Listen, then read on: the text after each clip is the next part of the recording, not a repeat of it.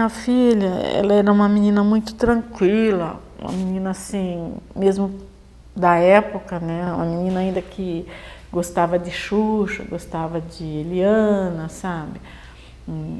Adorava aquele grupo New Kids on the Box. Então eu sempre imagino ela ainda ajuntando as figurinhas, as imagens dos meninos e cuidando muito dos meus filhos pequenos, porque quando eu ia trabalhar e não tinha aula, ela fazia o papel de mãe, ela ficava cuidando deles.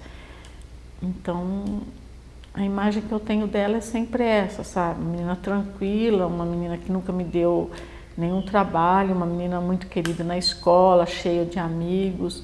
Não tem explicação. Foi a última vez que ela tirou uma foto, ela está acendendo a velhinha, ela é essa aqui, ó. É a única foto, última foto que a gente conseguiu tirar junto. Ela desapareceu no dia 12/11 de 92. Eu cheguei em casa do trabalho por volta das 6h30, mais ou menos, da tarde, achando que ela estava na escola. Ela estudava num colégio aqui no Jaraguá, das 15 às 19 horas. Então eu achei que ela estava na escola, que tinha sido um dia normal. Quando deu 7h15, que eu vi que ela não chegou, eu já comecei a me preocupar. Mas como era estava no horário político, que era a eleição, né, fazendo horário político, eu peguei meus filhos pequenos e resolvi ir até a padaria, para talvez encontrar ela no caminho, né, às vezes tinha atrasado conversando com alguma amiguinha. Só que eu não sei explicar, eu não cheguei na padaria, eu fui direto para a escola. E quando eu cheguei na escola, eu soube que nesse dia não houve aula, tinha falecido um funcionário da escola e eles foram dispensados. Só que ninguém viu a minha filha lá na escola. E a única pessoa que viu ela por volta das 14h30 indo para a escola, com o material de escola e a camiseta da escola. De lá para cá, nada mais foi visto. Imediatamente me dirigi à delegacia próxima da minha casa, que é aqui em Perus. Só que chegando lá, o rapaz disse para mim que não podia fazer um boletim de ocorrência, que eu tinha que aguardar entre 48 a 72 horas, que era uma coisa normal, de adolescente, que podia estar com o namoradinho, que dali a pouco ia voltar. Só que, por mais que eu explicasse para eles, não, minha filha não tem namorado e não é o hábito dela se atrasar. Eles ignoravam o que eu falava, entendeu? E aí mandou eu esperar, eu voltei para minha casa, liguei para o meu marido já veio e a gente já começou as buscas, a gente mesmo. No outro dia, quando eu fui na delegacia, novamente ele não quis fazer o boletim de ocorrência no dia 14, no dia 15 a delegacia estava fechada. No dia 16 eu voltei lá, ele insistiu em não fazer o boletim de ocorrência. No dia 17, que eu já estava para matar e para morrer, como diz o ditado, que eu cheguei lá e fiz um escândalo, e aí o delegado falou pro escrivão, o que essa louca dessa mulher está fazendo aí, com esse escândalo na minha delegacia? Aí ele falou, olha, a filha dela sumiu, eu já estou dizendo para ela que é uma coisa normal, que daqui a pouco vai voltar. Só que já fazia mais de 72 horas que a minha filha estava desaparecida. Aí ele falou, então faz o boletim para ela e pronto, uma dispensa.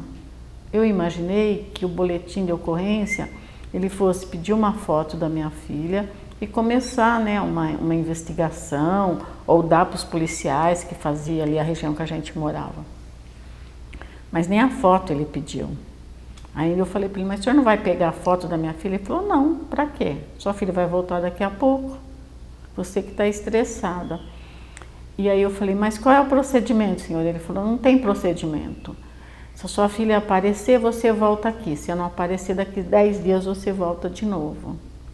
Mas o senhor não vai investigar? Ele falou, mas não tenho o que investigar. Aí, tá bom. Aí eu fui embora e comecei as buscas novamente, hospitais, ML, lugar onde as crianças se aglomeravam, Praça da Sé, Praça Marechal Deodoro, SOS Criança, tudo que falasse que tinha crianças e adolescentes, eu fui, em todos os MLs da cidade. E nada aconteceu que indicasse que uma moça, nas características da minha filha, tivesse passado em algum momento por esses locais. E aí, passou 10 dias, eu voltei novamente na delegacia. Quando ele me viu, ele já foi falando para mim: senhora, não é mais aqui que a senhora tem que vir, a senhora tem que ir lá no Palácio da Justiça, lá em São Paulo. Eu falei: mas eu estou em São Paulo. Ele falou: não, lá na Praça da Luz, a senhora procura lá onde é o Palácio da Justiça, da polícia, e acho que é no terceiro andar é a delegacia desaparecido. E eu vim. Só que quando eu cheguei na delegacia, para minha surpresa, novamente, nem o boletim de ocorrência tinha chegado. Então já fazia mais de 100 horas que eu estava procurando a minha filha, antes dele fazer o boletim. Mais 10 dias. Quando eu falei para a moça que a minha filha estava desaparecida, que eu estava ali, ela falou: não, a senhora deve estar enganada, não tem ninguém com esse nome desaparecido. Eu confesso a você que eu achei que eu estivesse ficando louco com um pesadelo. Eu não sei se você conhece a delegacia desaparecido lá no DEIC, tem o salão dos elevadores. Eu agradeci ela e fui para o salão para ir embora. Quando eu cheguei no salão, eu falei: meu Deus, não, eu não estou sonhando, eu tenho um boletim de ocorrência. Aí eu sentei no chão e comecei a procurar um boletim de ocorrência. Quando eu voltei e falei para ela: senhora, a senhora me desculpa, mas eu tenho um boletim de ocorrência que eu registrei na delegacia próxima da minha casa. Aí ela pegou o boletim de ocorrência assim, meio surpresa, chamou o delegado e mandou eu aguardar. Aí ele veio muito educadamente, assim, se desculpando, dizendo que infelizmente não tinha nenhum boletim de ocorrência com aquelas características de nenhuma moça, porque ainda estava na época de Telex, deve ter acontecido alguma coisa com o Telex, enfim, se desculpando por um serviço que ele devia ter sido eficiente em fazer. Aí eu falei: e agora? Ele falou: não, eu vou fazer um boletim novo para a senhora. Eu falei: um boletim novo? A minha filha já está desaparecida há mais de 15 dias. Aí ele me chamou, me deu uma água e falou para mim: olha, senhora, eu vou ser muito franco com a senhora. O prazo de buscar uma pessoa é 48 horas, mas para enterrar uma pessoa sem identificação é 72 horas. Então a senhora já pode imaginar o que a senhora vai passar. Aí eu comecei a chorar e ele disse para mim que não tinha por que eu chorar, que ele ia me ajudar no que podia. E todas as vezes que eu chegava na delegacia, porque eu fui inúmeras vezes, porque como o procedimento era muito atrasado e é atrasado ainda, eu falei: em algum momento pode chegar alguma informação. Eu ia na delegacia quase todas as semanas. E aos hospitais também. Eu parei de trabalhar, meus filhos ficou jogado na casa dos vizinhos, outro na casa da minha comadre lá em Parreireiros. A minha família ficou toda bagunçada, a minha vida toda. Para você ter uma ideia, eu fiquei quase um mês com a mesma calça jeans, porque eu achava que se eu parasse para trocar de roupa, perdia tempo de encontrar minha filha. Então eu chegava em casa, tomava um banho e ia para a rua de novo, entendeu? Eu cheguei assim, perto da loucura por isso.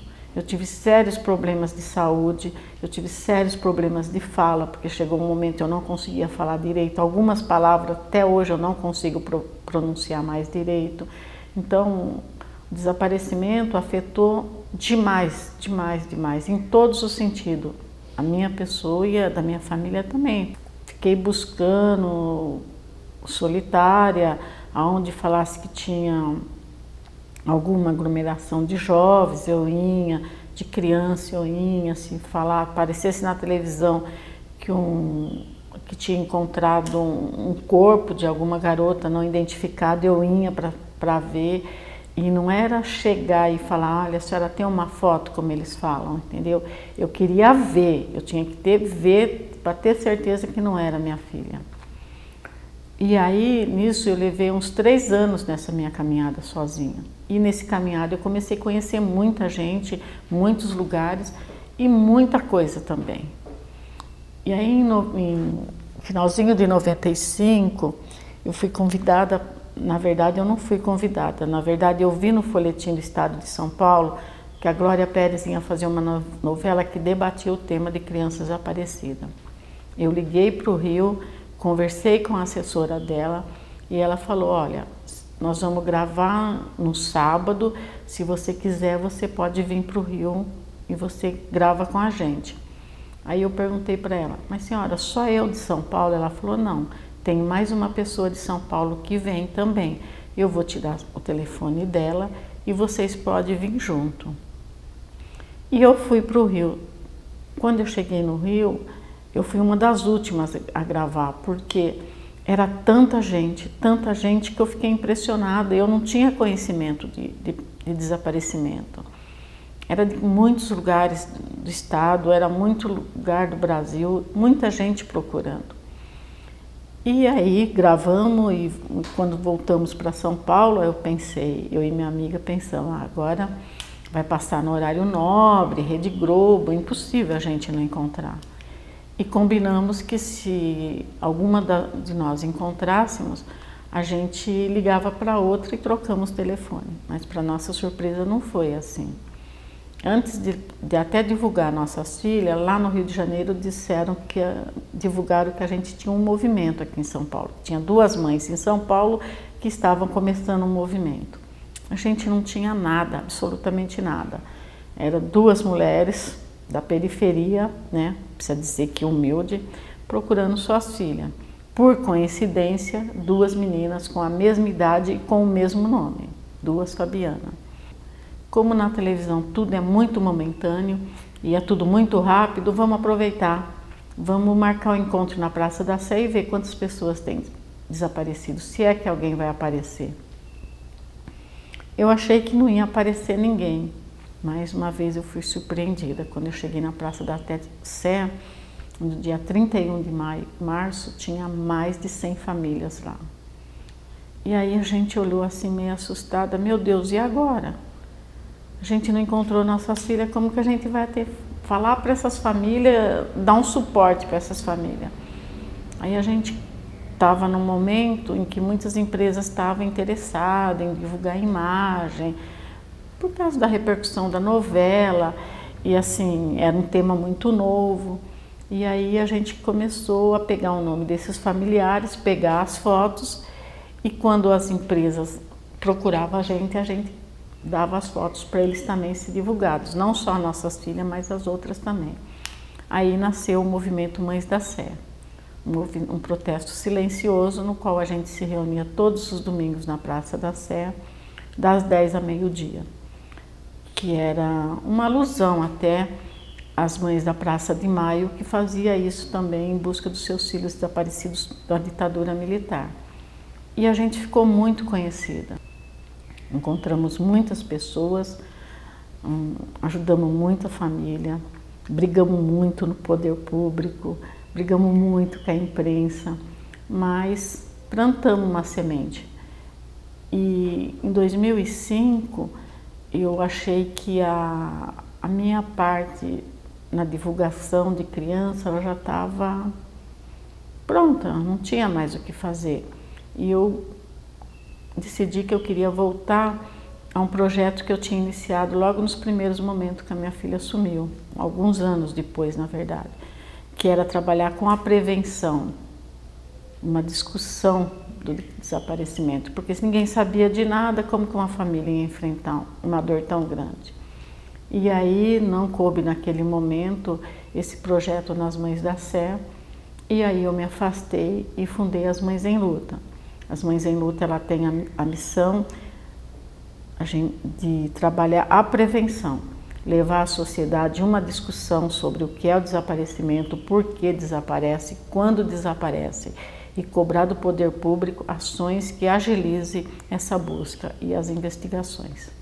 Hoje na diretoria são 6 pessoas, mas a gente tem um voluntário muito rotativo, entendeu? Às vezes psicólogo. O psicólogo, na verdade, ele é permanente, porque ele coordena ele faz parte da coordenação. Eu acho que tudo foi tão, assim, sem explicação, todo o acontecimento, toda essa minha caminhada foi tão sem explicação, sem planejamento, que talvez Deus tenha me dado essa missão mesmo, através da minha filha, poder ajudar outras pessoas que, como eu, têm filhos desaparecidos, entendeu? Eu jamais me imaginei fazendo um trabalho desse. Eu jamais me senti capaz de fazer um trabalho desse. Eu tinha uma vida muito fechada antes da minha filha sumir. O desaparecimento da minha filha foi uma coisa que me doeu, me dói até hoje. Por um outro lado, ele foi a maior lição de vida que eu tive. Eu comecei a ver a humanidade, ver as pessoas de uma outra forma, essa que eu não tinha antes. Tenho uma esperança que, às vezes, ela fica meio abalada. Eu acho que tudo que eu podia fazer para buscar informação, buscar reencontrar minha filha, eu fiz, eu tenho feito e vou continuar fazendo. Mas tem certos momentos que eu acho que não vai ser mais nesse plano. Infelizmente, eu acho que não. É muito tempo, você está entendendo? São 26 anos. Nesses anos todos, por mais que eu divulguei, por mais que eu divulgue minha filha, nunca ninguém fez uma denúncia. Olha, eu vi uma menina parecida, eu conheci uma moça que pode parecer com ela, você entendeu? É como se sumisse assim no ar, não tem uma explicação. É uma vida toda, eu acho que eu perdi os melhores momentos dela como adolescente, né? Ela podia estar aí, ó, como os irmãos, com filhos, casada, tendo seu canto, formada. Nada, não sobrou nada. Sobrou umas fotos e essa dor que não acaba nunca.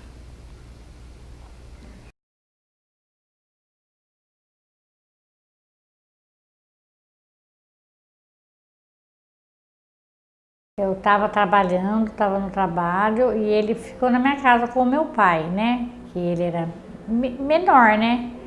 E outro também, meu filho também ficava. E aí ele saiu na parte da tarde, falou pro meu pai que ia dar uma volta. Saiu para dar uma volta, aí viram ele na estação de Morato e daí ele nunca mais voltou.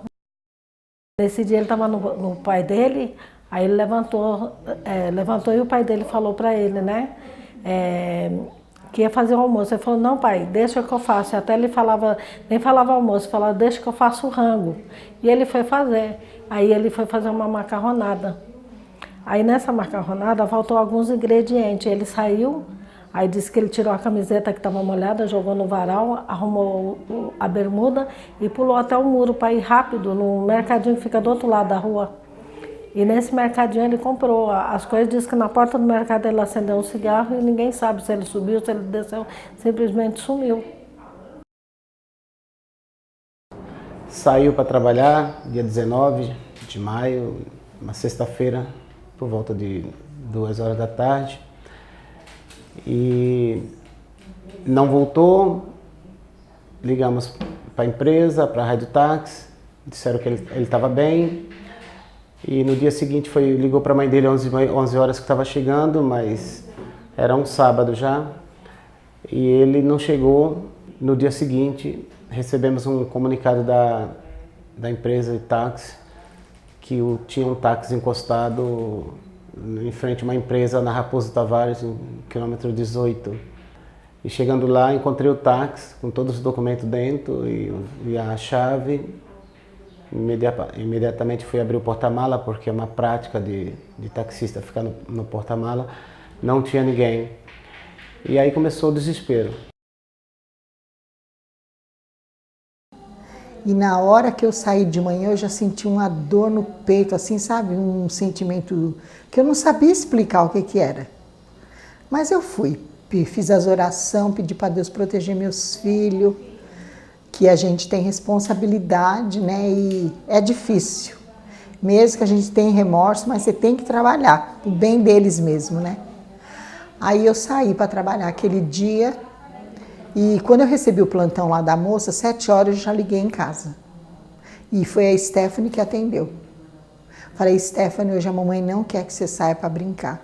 Aí a minha nora disse que ela começou a chorar, que queria brincar. Aí minha nora levou ela na vizinha, que ela costumava ir sozinha. Aí ela foi buscar lá, que ela ia cantar no coral, já estava na hora de tomar banho, ela tinha que ir para a igreja. Aí a vizinha falou, não, a Stephanie não ficou aqui, porque a Suelen estava de castigo, não ia brincar. E a Stephanie foi embora. Aí 5 horas o Rodrigo ligou, chorando, falou, mãe, a Stephanie desapareceu. Aí, assim, na hora eu pensei que eu ia morrer, sabe? Me deu um desespero tão grande, meu Deus, mas eu falei, não, eu vou embora. E quando eu chegar em casa, eu vou achar minha filha. Ela deve estar em algum lugar ali, apesar que ela não saía dali. Ela só brincava por ali. E não tinham encontrado. Aí eu saí nas ruas gritando à noite, sabe? Eu achava que eu ia achar minha filha aquele dia.